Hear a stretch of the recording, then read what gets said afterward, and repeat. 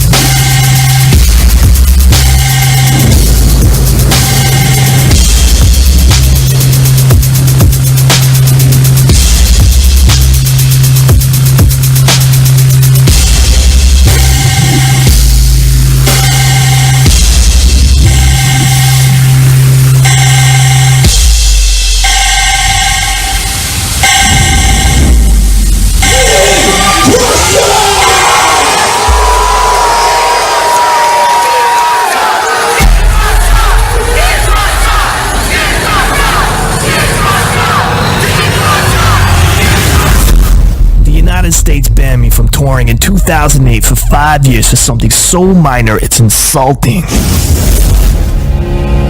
I've always been in the creative zone for as long as I can remember, making music for over a decade with only the thought of myself being my biggest fan. I never thought I'd be up on stage with this, yet alone having the privilege to tour Australia with artists I've looked up to all these years. I've done 12 studio albums, music videos, and all this without the help of a label or major funding. And I owe everything to everyone who ever stood behind me and bought my merchandise. Cause that's what's got me where I am today. The only one thing that's held me back is something well overdue. And that's my return tour to the United States of America.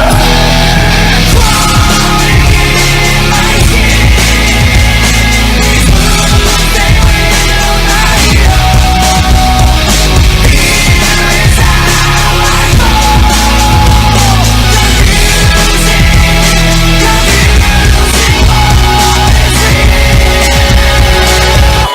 Well, I did my time, and it's time to get back. But they're still trying to hold me back.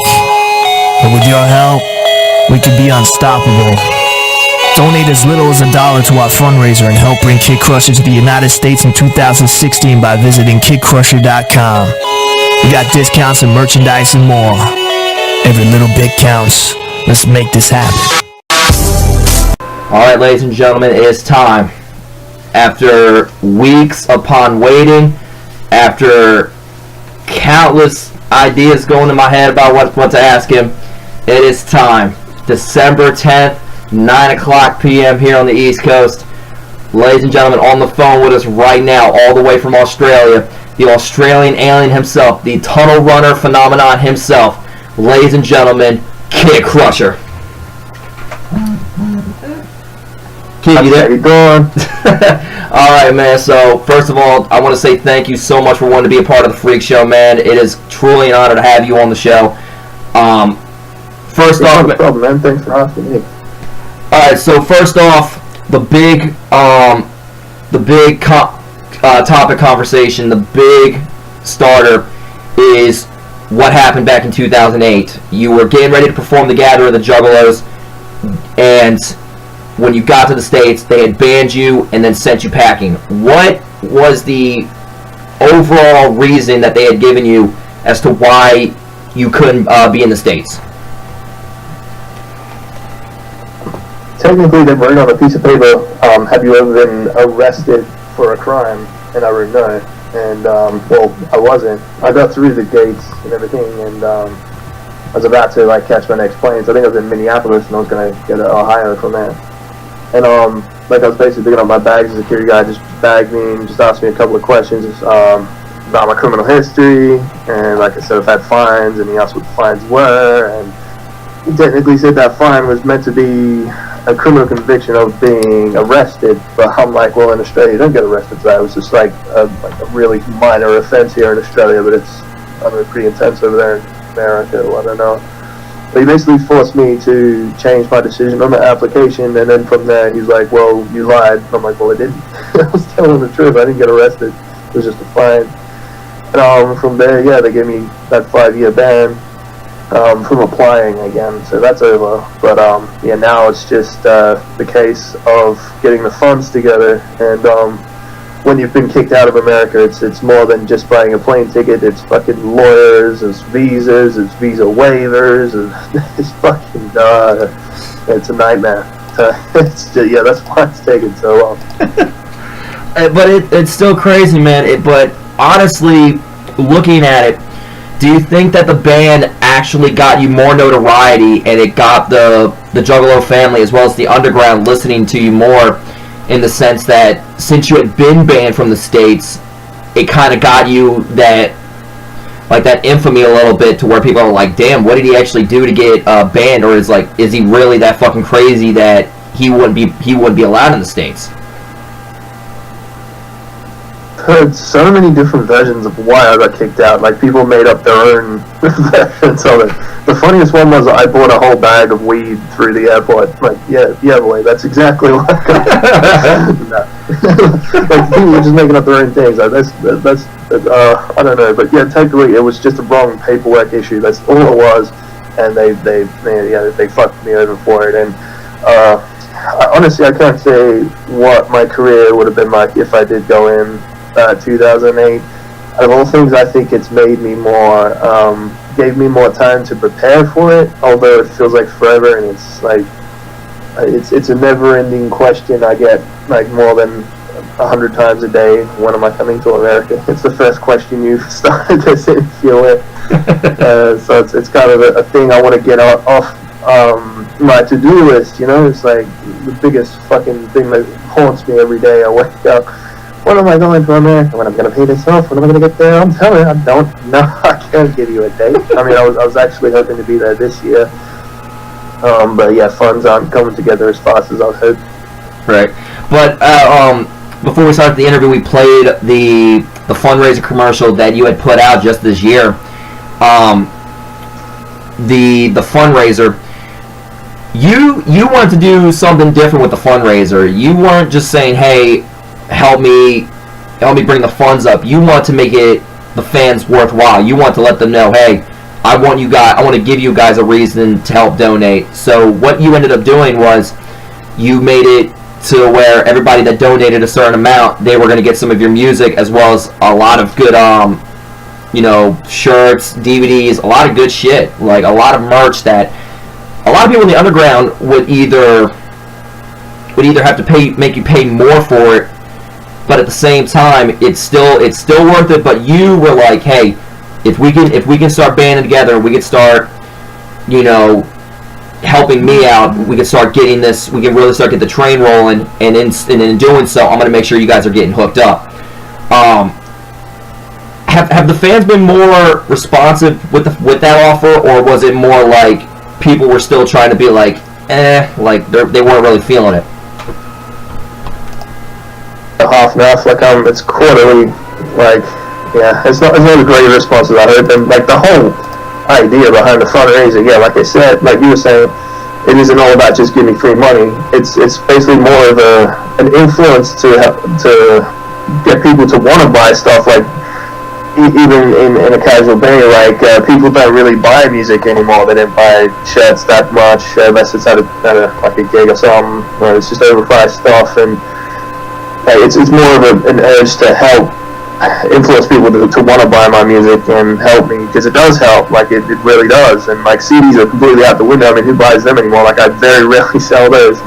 MP3s, people would rather download than buy them, so it's that kind of an influence. If you really want to see America happen, like that's encouraging people to help by doing that. And we've done 2 different fundraisers. One was on, I think it was Kickstarter or something like that. Now it's moved to Patreon, and Patreon actually has this different sort of reward where people on the $20 pledge, like they pledge each month to be a part. It's like a Netflix subscription almost. Every month we get together, do video chats, and they get inside my studio. I talk about what's going on with the projects, and you can ask all questions, and get inside the studio.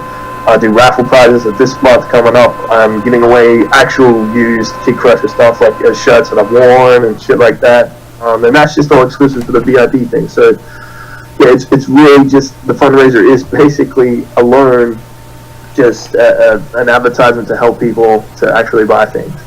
But that's what's up, man. When you look at groups like Twisted and everything, they've been doing more to still show everybody that supported them that they haven't gone unnoticed. With some of the raffles and all the sales that they've been doing lately, that's still showing more passion towards the fans. When you give away some of your used stuff and stuff that you had used in videos, it shows more of hey, I'm willing to let my fans really go the distance with me.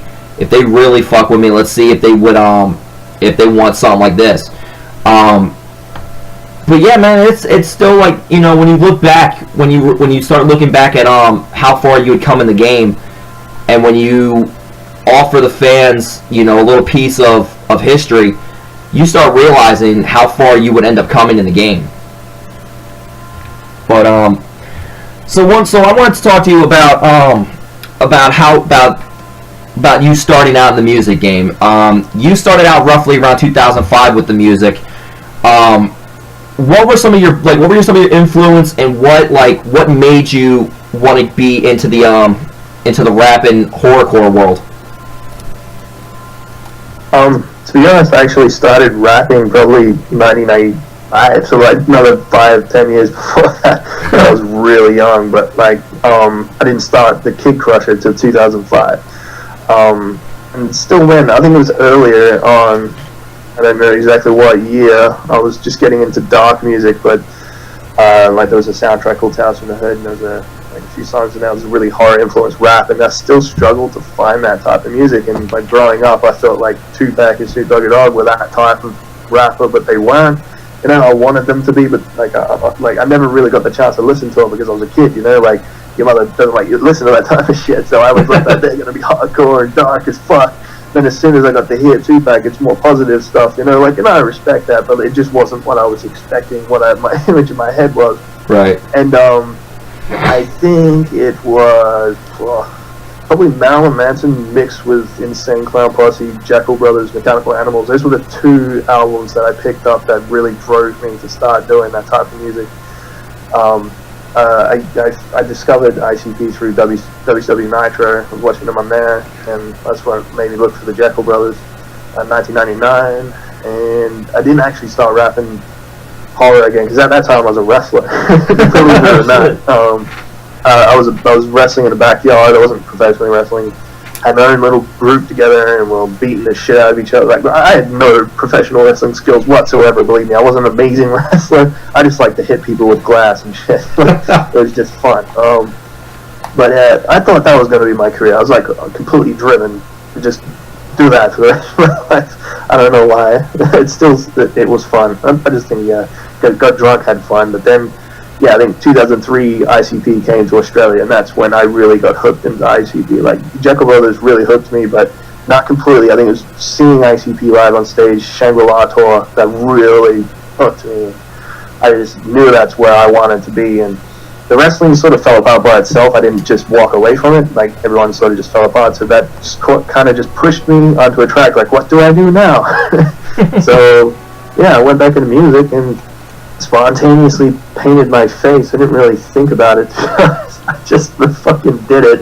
Made a video pretty much overnight, and all of a sudden my video's gone viral on the internet. And I didn't have any fans to begin with. Everyone hated me so bad. And like if Tosh.0 was around then, I would have been fucking center stage. I never would laughed.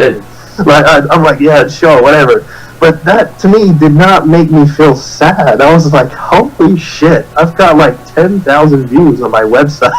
I want to do more. And they're saying I'm shit. I'm like, just watch me. Just hold my beer. Sit down and watch. So I went rented a studio, and I'm like, well, watch me fuck shit up now. And like, just from there, I was just like, I think I've still got the same attitude now, to be honest. Like, what I do and record and press, a few months later, I look back and go, I can do better than that. Don't listen to that. Nobody, don't listen to that. Put that away. Listen to the new one. So yeah, that's the same thing I'm honestly going to say right now. If you think Metal Murder 3D was great, just wait till you see what I'm working on right now. Ooh.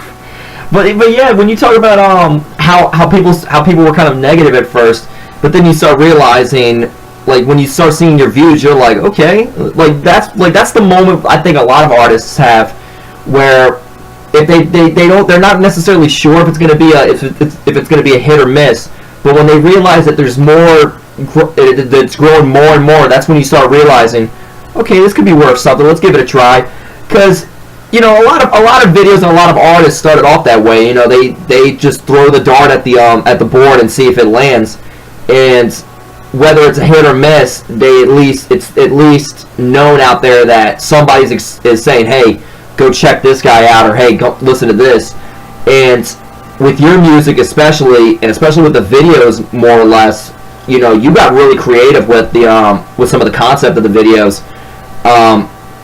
One in particular, if I'm not mistaken, it was the more recent one, was the Back to the KidCrusher video for, and it was also the Dirty Fucking Murder remix, where you actually went completely old school using the DeLorean from Back to the Future, and I watched the video and I thought it was fucking hilarious, man, just seeing a guy that was getting ready to start doing like horrorcore, doing metal and shit, but he's using a vehicle from a movie from the 80s and shit, like, and in some way you made it your own, like you made it work no matter what. One thing I wanted to ask was, what was the, like, obviously Back to the Future was one of the influences, but how did you go about like doing the video? Like, how did it come about you actually trying to get your hands on the actual DeLorean? Future's my all-time favorite movie. People don't really expect that coming from me. They're like, "Oh, what's your favorite movie?" It's a horror movie, and I'm like, "Yeah, great Scott, it's fucking Back to the Future." I've loved it since I was a kid. I don't know why. I just like I'm still obsessed with it. Like, half of my studio is taken up by props from the movie hoverboards and like figures and posters and the shoes. I fucking still religiously collect it all. I've always wanted a DeLorean in my clip. Like, I think the last 3 years I was trying to find one, and I was going to do one for Metal Meta 3D, a video with a DeLorean, but it didn't make sense why I was going to use it. But it's sort of the planet sort of aligned in 2015, because that's the for the future in 2015. So I was thinking maybe I could do something to celebrate Back to the Future's, like, you know, that anniversary there. And that was also my anniversary of 10 years of KidCrusher. So I was like, well, shit, why don't I time travel back to 2005 and redo the first song I did? And also that's why I did the documentary, to sort of celebrate the whole thing. So it's going back in time, basically, is the concept of KidCrusher and celebrating it all. That's awesome, man. That you can go back and start off where you do a lot of bands don't really seem to do that nowadays. But it's like when you look into the underground, they start going back to where they started out. You know, they start going back to their roots. You know, with a lot of artists, you know, like ICP, they go back to, you know, they just did the Riddlebox tour this year, and that was like one of their biggest albums that got them on the map. You know, a lot of people thought, you know, oh, okay, it was Carnival of Carnage and all that. But when you look back at the history, when Riddlebox hit the scene, that's when they officially made it. Like, that's when they became the most hated band in the world. And, you know, for artists to go back to doing shows that started them out, you know, you start showing more of a significance, almost, I guess you can say, where when you look back at your music, you can be like, that I want to be remembered for that, but also be remembered for the time that I brought it back and made people remember why I did it in the first place. Salute to it as well. Like, I mean, I wouldn't have been who I am today if it wasn't for that song or video. Like, per se, I don't know, but and like I went as far to salute to it. Like, I wore the same fucking outfit. That was the same T-shirt I wore in the old video in 2005 and everything. A rest in peace shirt. It's now ripped in half. I don't know if you noticed that in the shirt I did a Hulk Hogan and ripped it. And I still got it there. I'm going to put that one of the Patreon things to like get away. That's crazy though, man. But that's still awesome that you can, like I said, you can go back and start really remembering where you came from and give it the homage it needs. So one thing I wanted to ask you was, obviously, you know, while you were still in Australia, while you still are in Australia, you know, a couple years ago, ICP, Tech Nine, Hobson, all those guys started coming over there for the tours. Were you the one that they, like, who came up to who to do the tours with them? Because,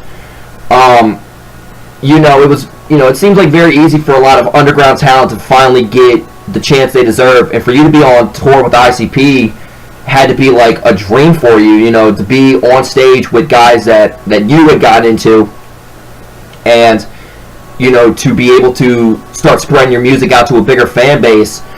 What was it like being on stage opening up with these guys? To be was surreal. A dream. I can't believe, like, the energy that possessed me on stage for the first show there, the first night. That was crazy. Meeting them after so long, and it just felt right. Like, that's just where I was meant to be in that crowd, you know. Especially for doing Tech 9 show was I had a bit of anxiety towards doing it, because I'm like, that's more of an Eminem crowd, and I'm like, this painted face guy's gonna jump on stage and they're gonna boo me off or some shit. But I went through it and I was completely accepted. Out of all things, I felt like I struggled more with the Hobson crowd. Yet my fans are still there, but the majority of Hobson fans didn't agree with me. But I was expecting that too, but I still had a killer time. But as far as setting up, the promoters of the ICP tour hit me up to open for that one. And Tech 9, actually, they were actually promoting on the internet. They're looking for an opener, so I hit up for the Tech 9 one. As far as Hobson, they were actually reaching out for people to help set up the Hobson tour, and I'm the one who booked all the shows for him as long as I could have opened for him. So, like, I pretty much set up the first Hobson Australian tour. When you were on tour with when you look at Tech 9 now, even when he paints his face, he still has that fan base about him. And as you said, Hobson's crowd wasn't really receptive. But then again, when you look at the Gathering, you know, it's a whole crowd of juggalos and everything. Last year when I went to go see Hobson over here in Philly, there was a small group of juggalos that were there, still repping Hobson. But when like everybody else was like either a lot of crowd, this was like a lot of college white kids and everything. But at the same time, you look in the corner and you see a whole group of juggalos. You start realizing that, you know, you look back and you think he, like, in my opinion, he was making music for us, you know, because a lot of his music was always centered around, hey, the shit that we hear on the radio, it ain't real fucking music, you know. This is some played out bullshit. You gotta really speak the truth to the fans. You know, when you listen to like his Ill Mind videos, you really start seeing how far we can go as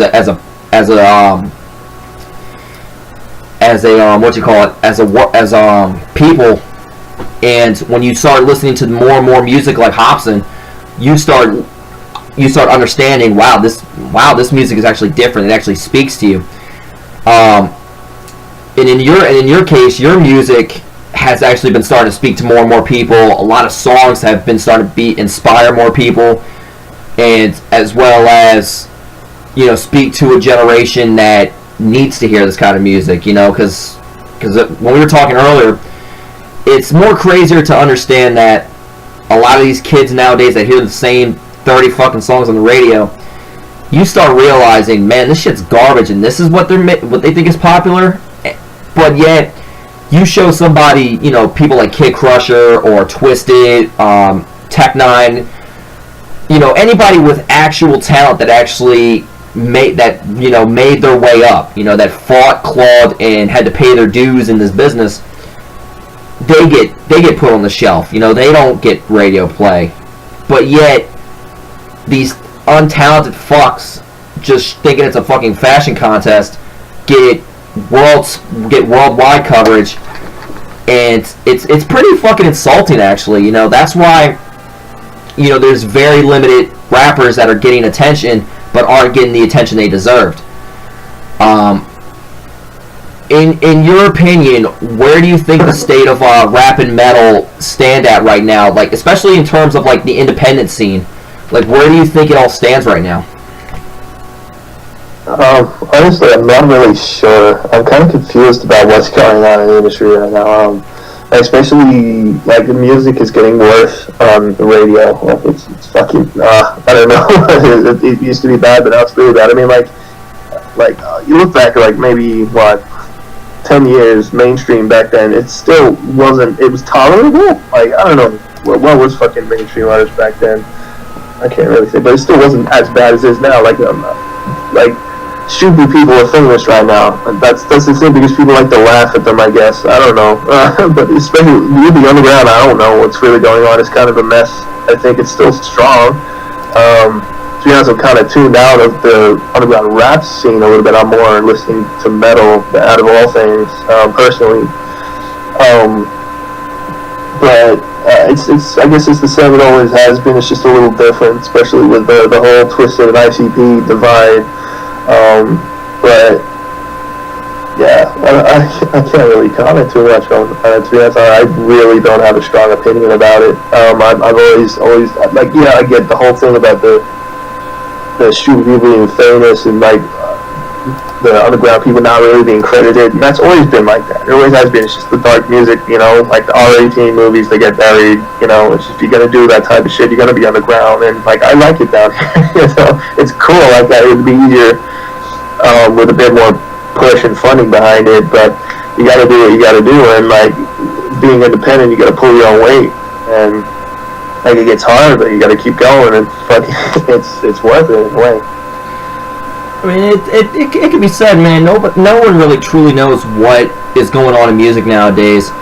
But one thing is for damn sure: you go to the underground, you realize whether, you know, a lot of people seem to say nowadays that Tech Nine sold out, or ICP sold out, or even Twisted sold out for that matter. You know, you hear a lot of guys, you know, apparently selling out to the business, when in reality they're not selling out. You know, when you're in the game for so long, you start adhering to your strengths and getting rid of your weaknesses. You start playing to the styles that, you got to be willing to adapt, but in some way keep it true to the original. When you listen to ICP's new stuff, you still detect a hint of their old shit, You listen to Eminem's new stuff, you could tell he did go to a different area of himself, but at the same time, there are a few songs here and there that he put out that still say, hey, I'm still that crazy son of a bitch that you hated 20 years ago, and I'm still here to piss everybody off. One thing I wanted to ask you was, when you were first making your name out there, when you were first doing the KidCrusher scene, would the Juggalos start accepting of you at first? Like, was the reaction good? Was it bad? Were they kind of like, we'll give them a try, but at the same time, it's not really what we're into? Or was it like what was their overall reaction at first? Like, sort of thing with KidCrusher in a little underground group called Subterra to begin with, and I went up on internet radio stations. I was kind of like, then back then, but even I think like that music back then was there, so it's not really something that you, like, a lot of artists don't even understand that. Like, when you start, you're not really going to expect to blow up straight away. You're going to have patience with it. Not just that, like, I wasn't there to, like, I wasn't doing it just to become famous or to make money. I was having fun. Like, I was always doing music for fun, wrestling for fun. Like, it's just entertaining. To have anything more than that is just like, wow, thank you. Now I can make a career out of it. I was not expecting that. Like I said, it was just a spontaneous thing with the video and everything like that. And yeah, it took a while. It took a lot of albums, and I think it was around probably Cannibal Clown, Metal Murder. That was like my fourth album, first album, I'm not sure. And Tunnel Runners came out, and that's when shit started to really pop up. So it took a while. And earlier, before we started the interview, you actually said that at first you were only doing music just to do it. It was kind of something you got on with, and once it started clicking, you ran with it. In your opinion, if everything had switched, like, let's say you had never did the Tunnel Runners, do you think your fan base would have still been as strong as it is today, or do you think it might have been slightly altered, but at the same time you would have never let that affect you? You would have still been making music, just to say, hey, I'm here, and I'm here to do music and piss people off. Yeah, I'm pretty positive I would still be making music without Tunnel Runners. Although it was something that helped motivate and inspire me, because like when I sort of got into the KidCrusher stuff, that was my drive, to get up there, and being positive about it is what I think got me there. Because like I woke up every morning and I'm like, that's my track, that's where I'm going. I set a goal, and I just kept pushing for it. But yeah, I can't think of an alternate time like what it exactly would have been like, but shit. But yeah, I really didn't expect to be up on stage at all when I first started. I liked being behind my computer and making music videos. I never thought I'd be up there on stage, and some of the songs I make, like I said before, is just not possible to do on stage. Like, why didn't you do that song live? Like, you just not know how I recorded that in the studio. It's just too hard. I try now to make them so I can do them live. But yeah, I had to build and practice on how to do this live. Like, doing the Gathering of the Jugglers would have been like probably my third or fourth live show, because I'd never been in front of a crowd. So I would have gone from playing in front of like 5-10 people to like God knows how many people have been watching at the Gathering. Like that would have been a big step. And now I've done tours with ICP and all that around Australia and my own shows. So like I'm ready for that. That built me for that. So I'm all set and ready to go. But that's pretty cool though. When in the end, when you realize that when something like that happened, like when you got offered to do the Tunnel Runners, when you look back at your career when it's all said and done, you can look back and say, you know what, goddamn, I'm glad I didn't just walk away from it right then and there, but at least it gave me some more motivation. And yeah, but also the fact that whether more fans started coming your way, or whether they wanted to see what else you can get into, it really starts showing that the underground really does have some pretty talented people, whether they're doing it for, whether they really want to get their name out there or whether they want to do it for fun.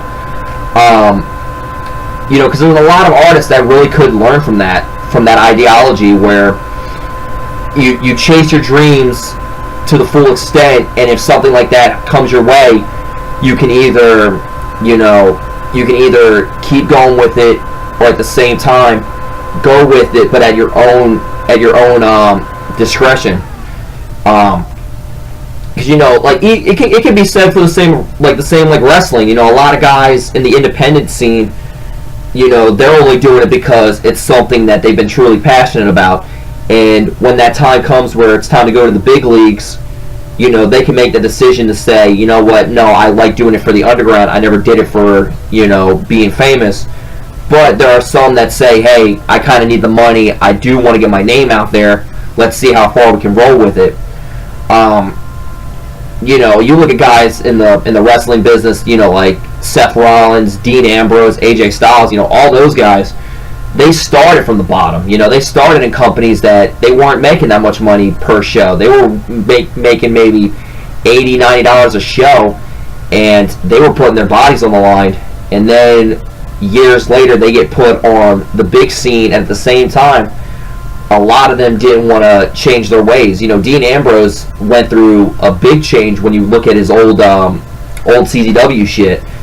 You know, anytime I see Dean Ambrose on WWE right now, all I can picture is him and CZW taking a fucking a hacksaw to the forehead, and I'm just like, he would have been better off staying in CZW, because at least there we would have had a bigger respect for him. But he went big time, and they're just shitting on him right now. And in the end, when his career's said and done, the big question will be, do you think he would have stayed? Do you think he would have stayed in the independent leagues, or was him going big time something to really get his mind going for it? But one thing I found out, man, a couple of years, like actually about maybe, if I remember correctly, it was 3 years ago, you had actually got to open up for the Grand Theft Auto 5 release party over in your area of Australia. How the hell did that come about? Like, because I want to know, how the hell does a guy with a face painted up, just screaming and fucking going crazy up on stage, get to open for a Grand Theft Auto 5 release party?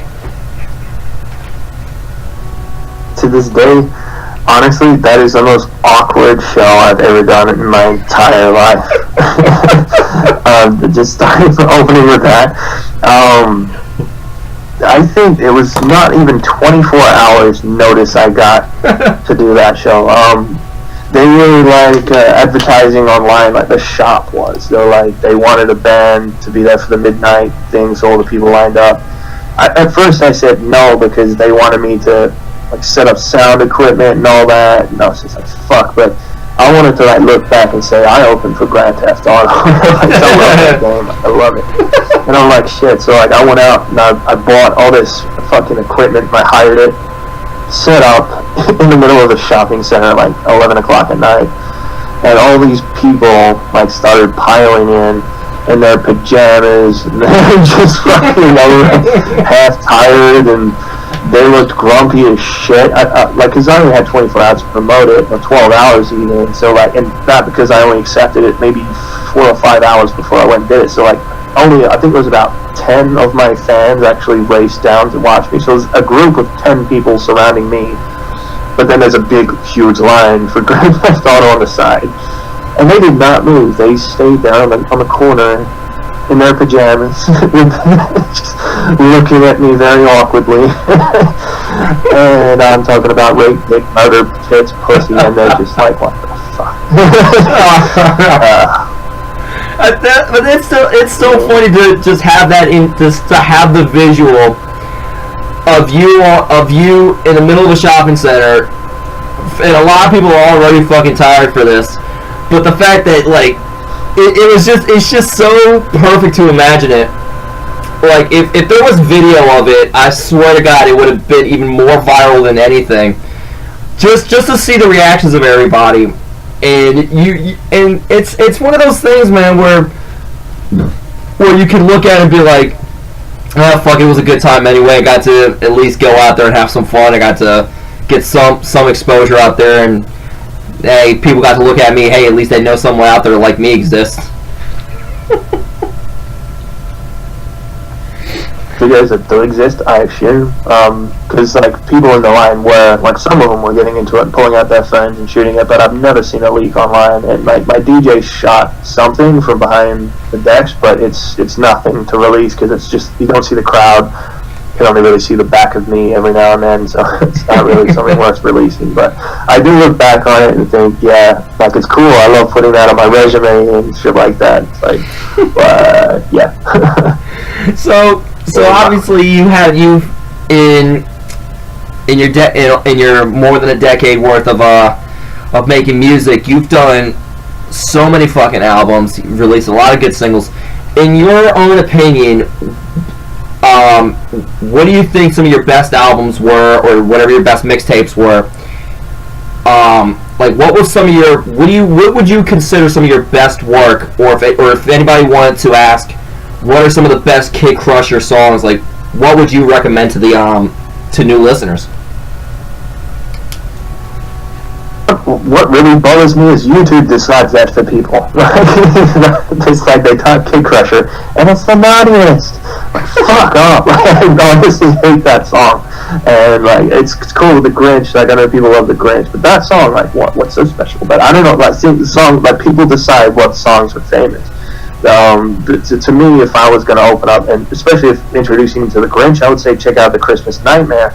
But that song is so underrated, no one's fucking heard it, and that's probably the reason why I'm not really too pushy to do another Grinch song, because I feel like that one, to me, like, shits all over the naughty list. But until I can top that song, the Christmas Nightmare, that is, I would not do another Grinch song. But as far as KidCrusher, one of my favorite songs and personal songs, I would say, would have to be Heavily Medicated, because like, that was going to be the main single of Metameta 3D, but I didn't get the right license for the beat, and they refused to let me sell it, so that song is a real underground sort of song. We did a video for it and everything, and to me, because that song is personal, because it's all about me not being able to go to America and how messed up it's making me not being able to do it. It's like, you know, think about it from my perspective, like, one of my favorite bands over there, like, inviting me, like, to go, like, and do, like, The Gathering, something I've always wanted to go to, and I'm stuck in a cage down here, you know, and I'm not allowed out. It's like somebody just sitting there with a fucking fork just poking me in the cage, like, no, fuck you. And, like, I'm medicating myself with, you know, like, alcohol and like, nothing. I'm not a drug or anything, just alcohol, just really just getting fucked up mentally over it. It's like, just really, yeah, a personal song to me. That I don't think anyone knows that song's about America that much, but if you really listen to what it's about, yeah, the way I feel like I've become because of not going to America and wanting to see my fans and all that, and I can't. That's awesome, though. Honestly, it's not my best song. I think potentially I've done better, like, rap on other songs. Putting me on the spot, I wouldn't be able to really tell you. Since people are going to see videos, I would say that's the best video in my opinion, and the best song, catchiest song anyway for a video. But if people hear this in the future, I would say check out my new album, which I'm working on right now. So when that comes out, I'm not going to give any names. But yeah, like when you really start listening to music more, you can really start picking up, like, where it's coming from. And, you know, a lot of music and a lot of songs in particular, you could definitely tell where somebody's mindset's at.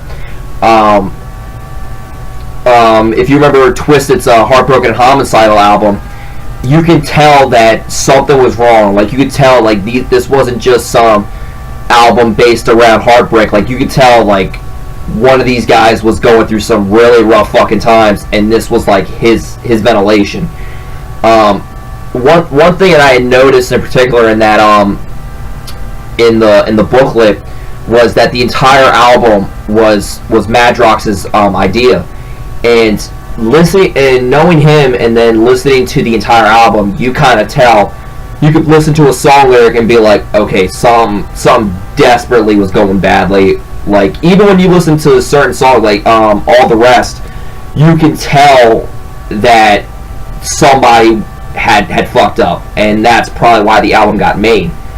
Yeah. In a lot of other music, for that matter, you can tell where somebody's mind's been. You know, Tech Nine's Special Effects album, he was going, like, he had already lost his mom that year, and the entire album is like his recovery.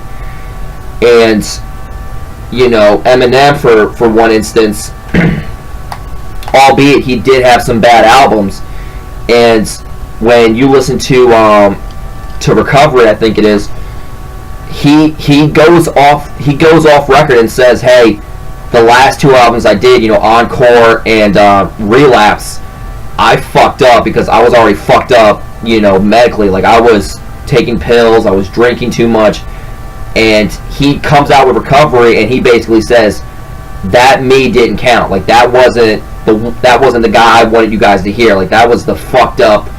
I think I still have that old Slim Shady niche to myself, but at the same time, fans weren't ready for that. Fans were still kind of like, well, okay, we'll give him a try, but at the same time, you can't even listen to those albums hearing his new shit now. Happened to me as well. During Metal Murder 3D, it took me almost 2.5 years to put together, and that was going to be all about horror. Just nice. Horror and deadly and da da da. And then just crazy shit happened, and just listening to the album, you can tell that there's two different stories of what's going on in my mind in that album, and honestly, I get the shakes when I listen to that fucking shit. It's just, way too fucking much of an event album as well. Honestly, it was hard writing that album. Like, I think the start of the album, I was really hitting writer's block, like left, right, and center. I think, like, it took me almost a year to write Alice in Zonderland. I had to beat forever. And I wrote like a few lines and then stopped.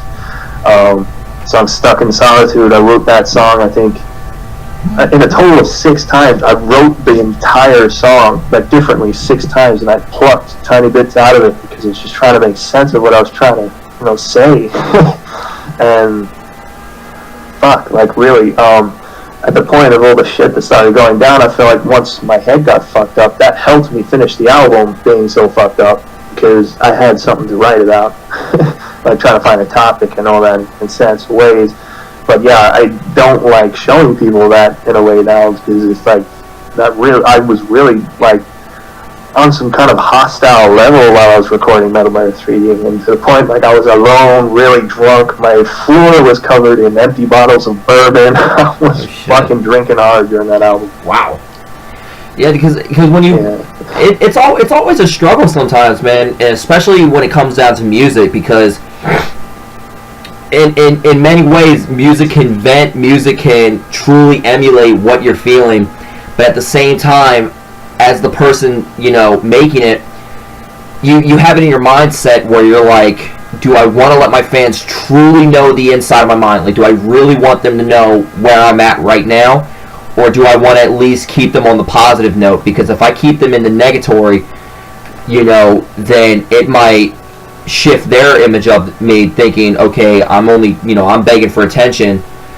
It's duality at its finest almost. Like, you wanna truly say what you want to say, but at the same time, you're afraid of what the audience is gonna think of it. And even then, when they give you the response of it, at the same time, it's kind of like it's a double-edged sword, where, like, you want to hear the responses, but at the same time, some of them might not be good, or some of them might be right in some areas. I don't think, honestly, I've ever written a positive song in my life, though. Like, there's one thing you might not notice about KidCrusher, is that I don't think there's one. I really don't think because I started writing by venting, and, like, that was purely why I started writing when I was really young, and the first couple of KidCrusher albums were that. But out of all things, half the time it's me, and half the time I'm just, like, studying something. Like, some people think, like, I am a crazy creep, psycho, into horror and all that, but really, I just study psychopaths, and I'm like, this song is going to be about that guy, or I've seen this movie, and that inspired me about that guy. So, like, it's all about drama. Like, I can't think about rapping about being happy. I get happy every now and then. Like, I'm not a really depressed guy or anything like that, but I feel like entertainment, to me, the way I can showcase it is dramatic, and I don't know, something not me. Like, I wouldn't write a song about my personal life being happy. Oh yeah, I'm happy, man. Like Juggalo songs, some of them are happy. They're about Juggalo family and stuff. I don't think I could write about that. I can try, but I don't think I would struggle. I don't really know what KidCrusher character really is. To me, he's just a serial killer. And he has a lot of problems. If I had to have me as a painted face as a separate person in a sense, what the fuck is going on? I don't know, because I'm not that person. A lot of people meet me, the real me, fuck. Like, they're like, damn, the guy without, it's like, who's this guy without the paint? They're like, damn, who is he? Yeah, it's really, yeah. Some people are like, oh, you're not a big tough guy and all that. No, or you think you're a tough guy. I'm not claiming to be a tough guy. I'm just, it's a role. It's entertainment. I'm trying to be spooky, fun, and entertaining, like moshing and stuff. But really, like, you hang around me and I'm pretty, like, I don't know, a bit of a goofball, I guess. Yeah, but in real life, like, I mean, example, Back to the Future is my favorite movie. Like what? Cartoons and, like, movies. Yeah, I'm really crazy. The media thinks of me. If I like Law and Order, for example, fucking this guy's a fucking psychopath, he's literally fucking gonna kill everybody. Yeah, sure, like, sure. Yeah, that's one thing. That's one thing I forgot to mention. The fact that you were actually on an episode of Law and Order. It's like how the hell did that happen? Like, how the hell did that come about? You being on that episode? Well, the guy that based it on was actually a fan of mine. His name is Sam, and he was a rapper as well, sort of. But it's crazy enough. This guy did kill his girlfriend and their parents. I mean, I'm trying to remember the exact details. It's fucked up, like, it really is. But this guy was a friend of mine. Like, he was on my buddy list online. It's like, fuck, we're not really sunk in. I don't think it still has sunk in, like, what it feels like to know someone that's done that. Like, people would think, oh, well, your music did do that, that's why I got pushed into music, into the media, and I'm like, well, if someone's gonna be crazy, they're gonna be crazy. Like, music don't create cycles. Music makes cycles more creative. I don't know. It's fucked up. I don't approve of what he did or anything like that. It's fucked. But anyway, I guess Law and Order sort of tapped in from his MySpace page. He had pictures of me on it. He had CDs of mine, and, like, in his apartment that they found. And yeah, Law and Order found that out and hit me up and asked to do it. But they didn't say it was anything got to do with him. They said it was episodes based on horrorcore. Right. So I was like, cool. But then they released the episode, and it was about him. And a lot of people didn't like that, but their excuse was, we can't spoil the episode, but you might spoil it to people. So I'm like, okay, but yeah, a lot of people thought, I didn't know it was going to be a Juggalo episode, did not get that impression at all. So basically they used me to bash Juggalo. So I was like,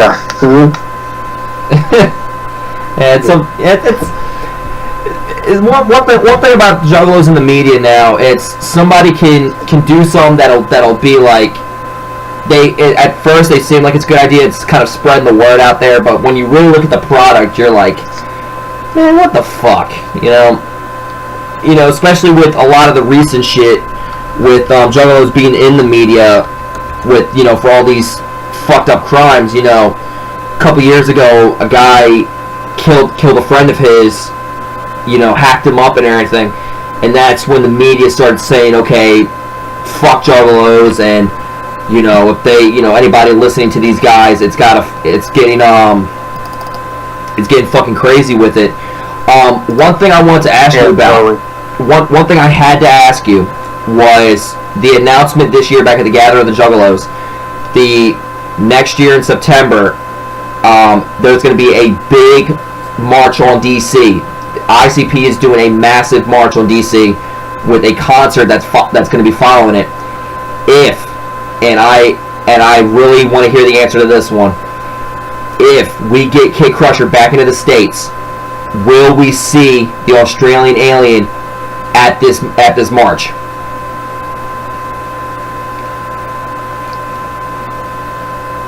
Yeah, I'd follow it. Yeah, I'm behind the Juggalo community for sure. I'd be there. What the government's tried to do against the Juggalo name is really fucked up, and it does need to be protested. As far as taking down the gate, I probably have my limits of what I'm doing at this protest since I'm on a visa. But yeah, man, when ICP announced it this year, man, it was like the biggest pop of anything. But yeah, to any and all artists are going to be welcome into it, and I guarantee you might be getting a message from them. I would really sincerely hope to see you out there, especially given everything that's happened over the past couple years. But to finally see you on a stage of this kind of platform, it's going to be something. It's going to be history in the making. Like, it's going to be something that's going to be remembered for in all of the underground. But yeah, man. I can tell you, it's pretty much like put together. Like right now, like I know what I'm doing, and like when is a speculation. I can't really say it all, but. Like, I don't need help booking dates or anything like that. I've got dates. I've got a tour. I can ready to jump on the tour. All I need is the funds, and that's what I'm doing right now. Like I'm sort of pacing back at the moment, putting together an album, thinking that would help. Put together the last funds for it. So I'm really close. So, like, hopefully it's going to be next year. But I've been saying that for every year. And I know a lot of people probably like, he's fucking never coming at this point. Or you're a skeleton waiting for me to go.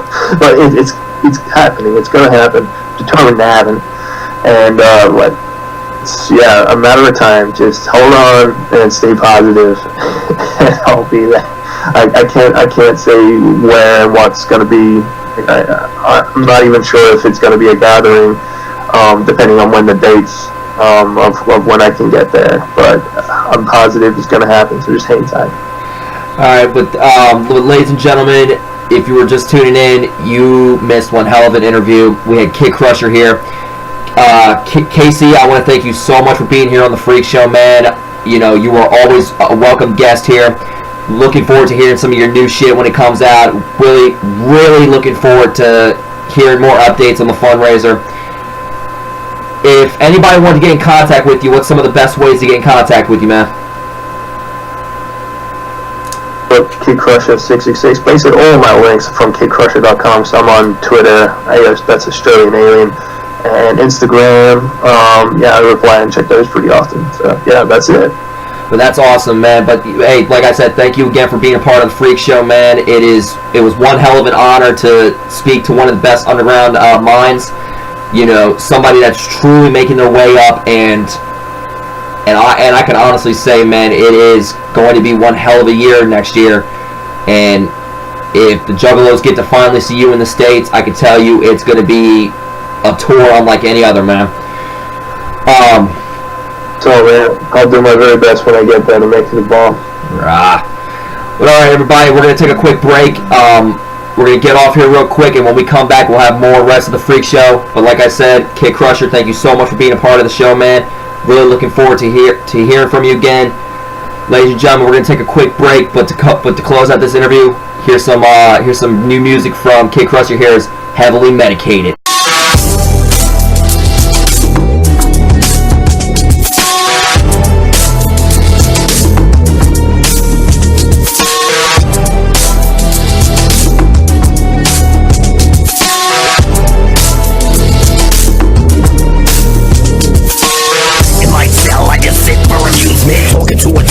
Sleeping with the dead of me, with people screaming all around the world, but I'm an animal, caged up, fucked up, criminal, wrapped up in that poor little bitch in a dirty little corner. Don't talk to me, I'm just a little bitch. Never knew how to live, I'm illiterate a little bit. Never born up, never had a father figure, I'm an animal.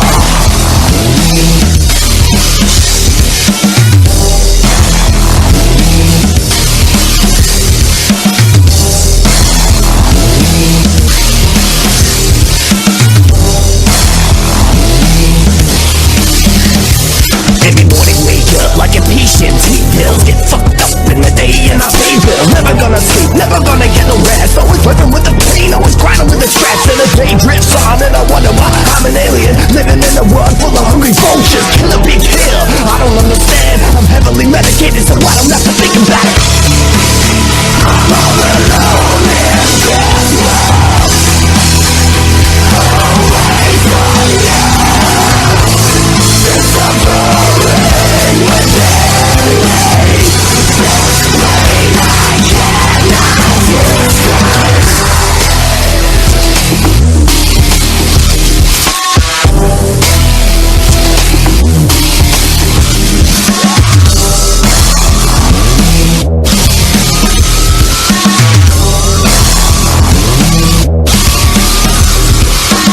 I'm in the city, I was born in an outback. People freak out when they see me with my backpack full of body parts and blood. I gotta eat, man, dispose all the bodies in the barrel in the outback. Fuck me, an Australian alien. I was born and addicted to this world. I never fight back. Alone in my cage until the minute after midnight, howling at the moon like a motherfucking animal.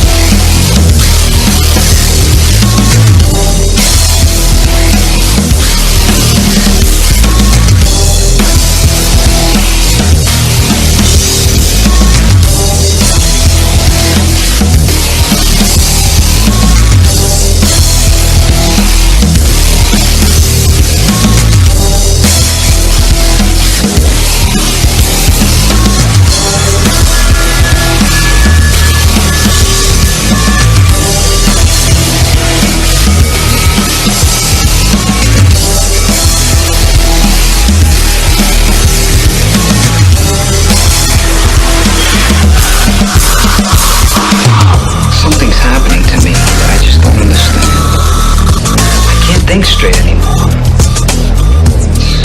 Like my reasoning is all twisted and distorted, you know? I seem to be disassociating myself from reality more and more each day. I'm antisocial. I'm becoming dangerously amoral. I've lost the ability to distinguish between right from wrong, good from bad. I'm scared. I mean, I feel like sometimes I'm plunging headfirst into some kind of black void of sheer, utter madness.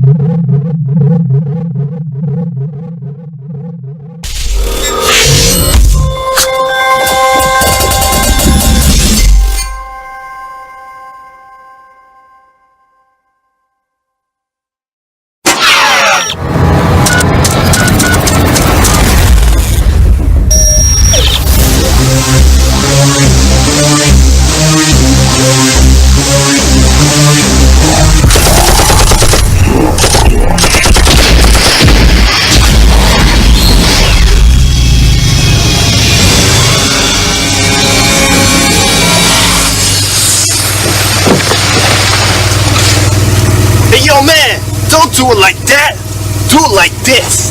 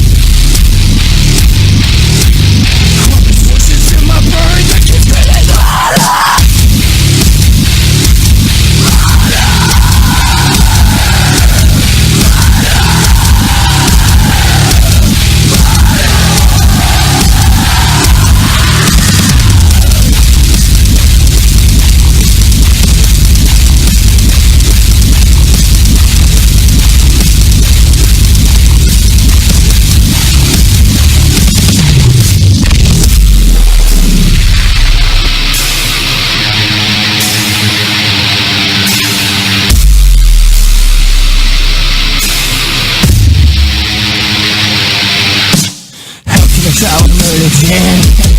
Every one is in my fist, but there's no blood.